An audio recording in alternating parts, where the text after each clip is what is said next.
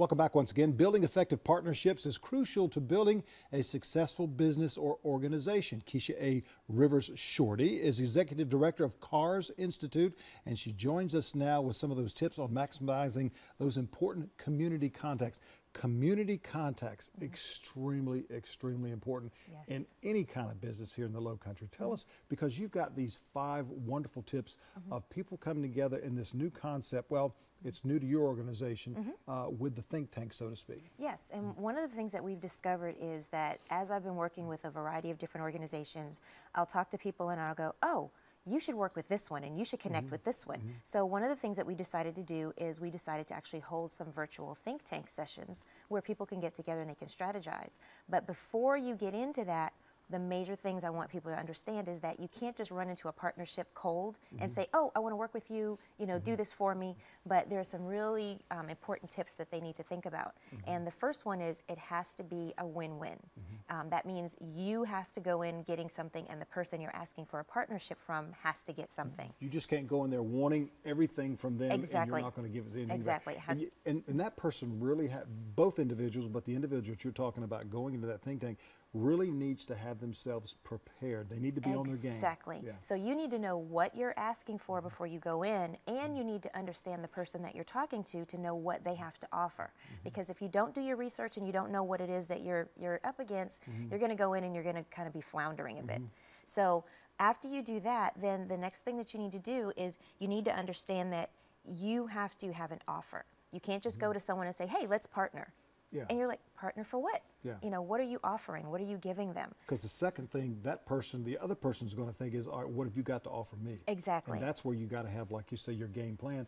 And then it's got to be a win-win situation for both. It's going right back to that first concept again. Exactly. Okay, for the second one, once again? And the second one is know what you need before you go in. So you have to have a clear understanding of what you're wanting. And then the third one is know what you have to offer before you go in. And then the fourth one is it's about cooperation, not competition. You've had a lot of organizations that have been on today and they all have events on the same day.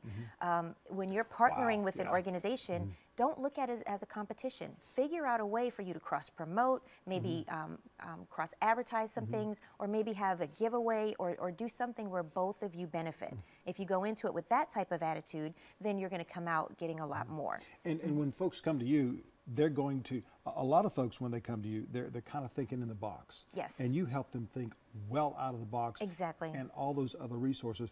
And one of the things that you were saying, when folks get together with these thinking situations, these think tanks, there's a lot of new ideas because some people may have had the same organization for 10 or 15 years and they're doing almost the same thing, but kind of getting the same results, and they need bigger results. They need different results. Yep.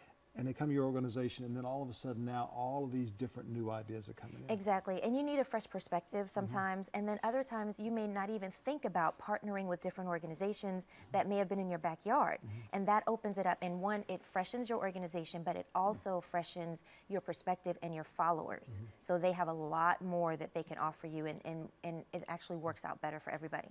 And a lot of times when that new freshness comes in, it's like a new jolt of energy that comes in. You've got that rebirth, that reborn of, wow, I can really get excited once again about my organization. Exactly. And so we're going to be holding the virtual think tank sessions, and we're going to do them by conference call once a month on the first Thursday of every month, and we're going to start in May, and it'll just be about 45 minutes. So at noon, they can call in, introduce themselves, talk about their organizations. And a lunch break. Yep, exactly. And it's a great way to network without having to leave your office. Ooh, I like that. And they like that too. You can save a lot of money, you can save a lot of gas and a lot of time. Exactly. And still do what you need to do. Thank you so much, Keisha, for Thank joining you. us. Appreciate that. We've got more coming up right after the break, so stay with us.